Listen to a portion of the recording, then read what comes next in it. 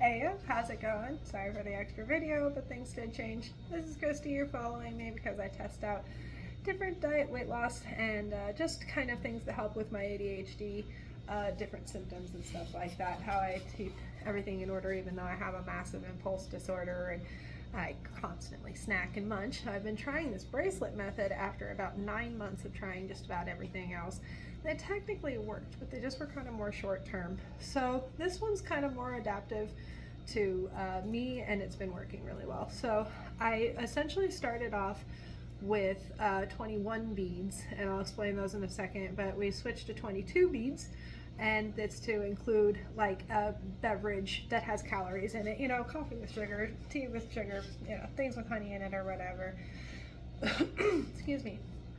So essentially, and there's actually a picture of it on the YouTube page, but it does have the 21 beads, so I switched it so it's not 22 beads. And we've got fullness points that are used to track throughout the day. So when you say like you're eating out of 1 out of a 10 scale, and so we're assuming 5 points for every meal essentially, which is like getting like half full, which is what you're really supposed to do if you're like mindfully eating and stuff.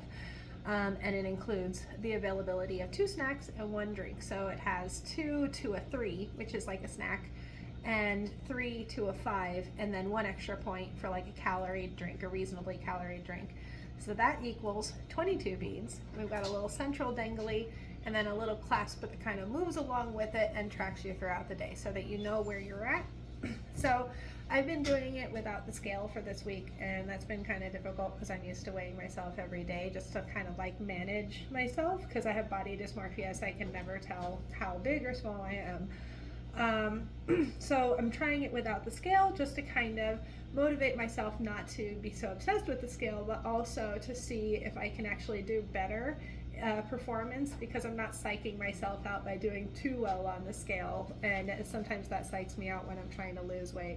I did make a small adjustment though. I decided that not only was it okay that I went to 22 beads, but just to be perfectly honest, you know, this whole thing started as a study of people who were just like naturally thin, you know, who just ate when they were hungry, stopped when they were full, and, you know, didn't over snack for the day.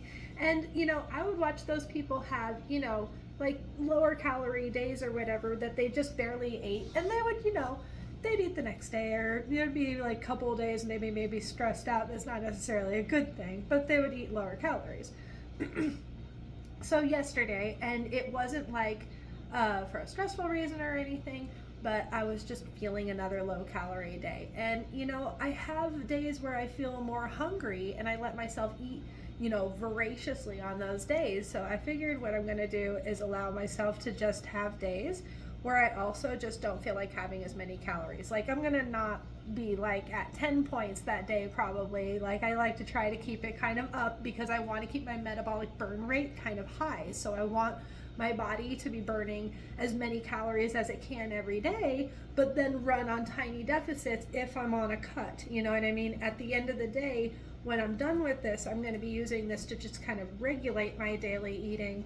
And it might end up being a slightly different number. Like my number at the end of the day, that's like my maintenance number that I try to shoot for, could be slightly under 22.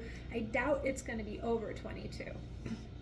And since I'm an overeater, that's definitely working for me. I am working with some charity foundations and stuff, though. We're going to be starting to do some studies on people who also undereat and make sure, and just some tests and maybe some things to see if that can help with them too, just because what happens with people who starve themselves is when they go into a recovery mode, sometimes it'll trigger the same thing as this food insecurity thing, and you actually gain like a massive amount of weight back because your body starts freaking out that it's like been in this like weird starvation mode, and it tries to like bulk up for the next time that you're going to try to do that to yourself, right? Because your body is trying to constantly defend itself against starvation. So if you were starving yourself for any reason, whether it was on purpose or mechanical, you could end up having, and that's why a lot of people end up still suffering even after they have the eating disorder.